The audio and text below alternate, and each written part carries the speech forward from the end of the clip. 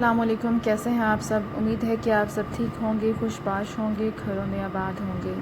اس دعا اور اس امید کے ساتھ اپنی ویڈیو سٹارٹ کرتے ہیں۔ میر امن باغ بہار آج کا ہمارا ٹاپک ہوگا، اس سے ریلیٹڈ انفارمیشن اور اس ٹاپک کو آپ نے کیسے حل کرنا ہے اور اس کی کیا ہیڈنگز ہوں گی کہ اس سے ریلیٹڈ کوئی بھی کویشچن آئے تو آپ یہ والا سب لکھ سکتے ہیں۔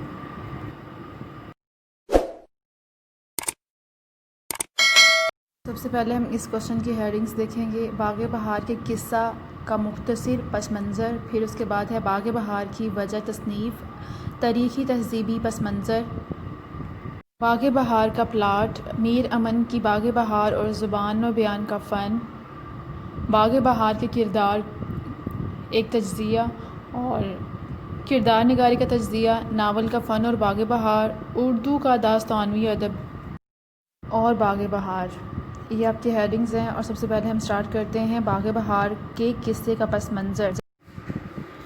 قصہ چار درویش کو پہلی بار میر محمد حسین عطا خان تحسین نے 1868 میں لکھا، جسے ہم انگلش میں پڑھیں گے 1868 میں، اور 1775 کے دوران اردو پیرہن عطا کیا اور اس کا نام نو طرز مرثا رکھا، اور اس کے بعد دوسری نو طرز مرثا محمد اوان زرین نے 1801 میں لکھی۔ اس سال میر امن نے اس قصے کو اردو میں منتقل کیا اور اس کا نام باغ بہار رکھا۔ میر امن کا ترجمہ تحسین کے ترجمے سے زیادہ سلیس، شگفتہ اور مؤثر ہے، یعنی کہ باغ بہار سے پہلے بھی قصہ چار درویش کو محمد حسین خان تحسین نے ترجمہ کیا تھا نو طرز مرثا کے نام سے، لیکن وہ اتنی سلیس اردو نہیں تھی، وہ بہت مشکل اردو تھی اور جس میں محاورے بہت مشکل تھے۔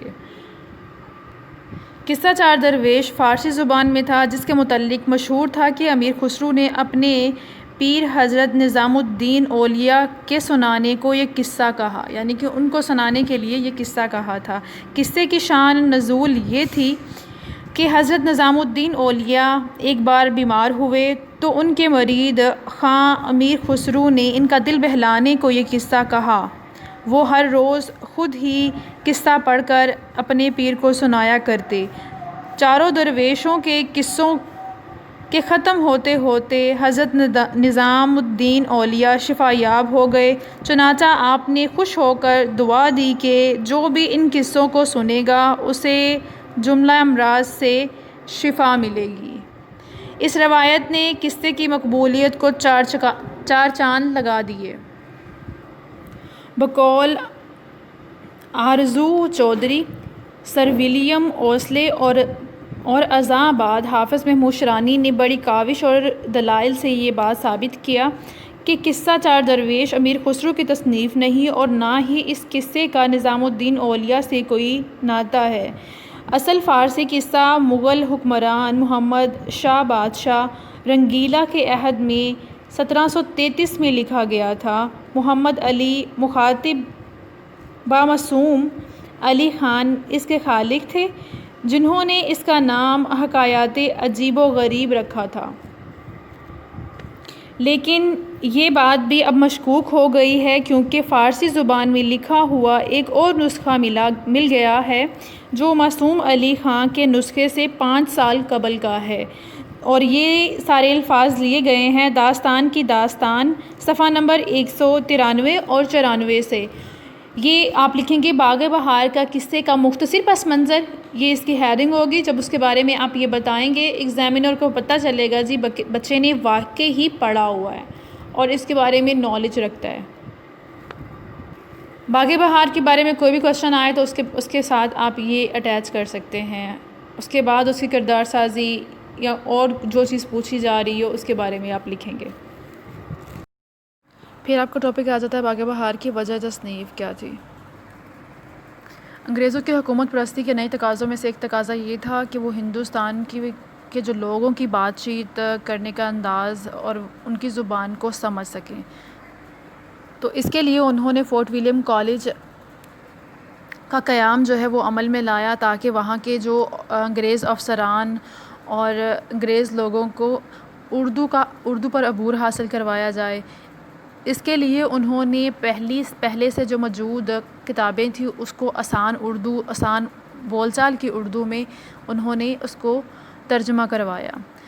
یہ انہوں نے اپنے مفاد کے لیے کیا تھا، جو کہ اردو ادب کے لیے ایک فائدہ ثابت ہوا، اور اس میں بہت زیادہ کام ہوا فورٹ ولیم کالج کے تھرو، جس کی وجہ سے اردو کو وہ ترقی حاصل ہوئی جو آج تک ہے۔ تو اس کے لیے انہوں نے جو پہلے سے فارسی زبان میں یا اردو زبان میں کتابیں تھیں، داستانیں تھیں، نثر، ان کو انہوں نے کیا کیا، عام گفتگو کے انداز میں ان کو ترجمہ کرایا۔ چنانچہ فورٹ ولیم کالج جو درسگاہ انگریزوں نے قائم کی تھی، اس کا خاص مقصد یہی تھا کہ انہوں نے میر امن سے فرمائش کی کہ نو طرز مرثا کو اپنے لحاظ سے باغ بہار بنا کر پیش کرنے کی ابتدا کی تھی انہوں نے۔ چنانچہ میر امن نے خود بھی اس باب تالیف کتاب میں لکھتے ہیں، اب خداوند نعمت صاحب مروت نجیبوں کے قدر دان جان گلگرائسٹ، جو کہ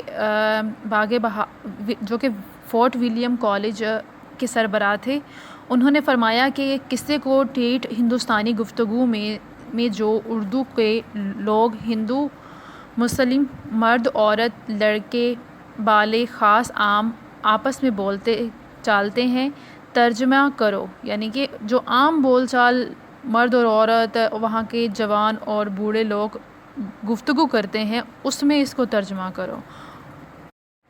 ان کے حکم کے مطابق میں نے اسی محاورے سے لکھنا شروع کیا جیسے کوئی باتیں کرتا ہے، یعنی کہ میر امن کا خود کے لیے کہنا ہے کہ میں نے یہ داستان ایسے لکھی ہے کہ جیسے کوئی باتیں کرتا ہے۔ یہ والی کوٹیشن جو ہے وہ اپنے ہی باغ بہار کے بارے میں لکھتے ہیں، تو آپ اس میں بھی اس کو درج کر سکتے ہیں، اور جب زبان و فن کی بات ہو یا ثلاثہ ترنم کی بات ہو تو تب بھی آپ یہ والی کوٹیشن اس میں کوٹ کر سکتے ہیں۔ پھر آ جاتا ہے تاریخی تہذیبی پس منظر۔ ہر تخلیق کار اپنی تحریروں میں اپنے عہد کی طرز زندگی بود و باش کا کسی نہ کسی سطح پر اظہار ضرور کرتا ہے۔ داستان میں تو یہ بات اور بھی زیادہ ضروری ہوتی ہے، کیونکہ داستان کی جزئیات نگاری اس بات کی متقاضی ہوتی ہے کہ اس میں طرز، بود و باش، رہن سہن، رسم و رواج، کھیل اور مشاغل، معاشرتی اقدار کی ایک مکمل تصویر کشی موجود ہو۔ یہ اس کے رولز میں سے ہے، ورنہ داستان ادھوری رہ جاتی ہے اور قاری کی توجہ حاصل کرنے میں ناکام ٹھہرتی ہے۔ میر امن چونکہ اول آخر دلی طرز معاشرت کے متعارف تھے، اس لیے ان کی داستان باغ بہار میں اس معاشرت کے جا بجا مناظر نظر آتے ہیں۔ ایک طرف تو وہ دلی کی معاشرت کی عکاسی کرتے ہیں، تو دوسری طرف باغ بہار محض ایک قصہ نہیں، مسلم تہذیب کی ایک داستان بھی ہے، جس کے نقوش میر امن نے دانستہ اور شعوری طور پر اس قصے میں جا بجا منظم اور محفوظ کر دیے ہیں۔ ان ایام میں مسلمان خوشحال، خوش پوش، خوش خوراک اور خوش نما تھے۔ تکلف، اہتمام، آرائش زبائش ان کی تہذیب میں خاص وقت اور خاص اہمیت رکھتی تھی۔ قلعہ معلیٰ کی چار دیواری، وزارا، امراء کی حویلیوں میں رنگا رنگ محفلیں سنورتی اور بنتی تھیں، پیسے کی ریل پیل تھی، اس لیے رؤسا اور صاحب ثروت لوگوں کی حویلیوں میں سامان تعیش اور سامان نمود و نمائش کے انبار لگے تھے۔ میر امن نے اس قصے میں فقط تخیل افکار کی بہار نہیں دکھائی، بلکہ حقیقتوں سے آشکار کیا ہے، یعنی کہ صرف تخیل اور افکار کی بہار نہیں لگائی ہے، بلکہ حقیقتوں سے بھی ہمیں روشناس کروایا ہے۔ خیالی گھوڑے نہیں دوڑائے، بلکہ حقیقت ہے ان میں۔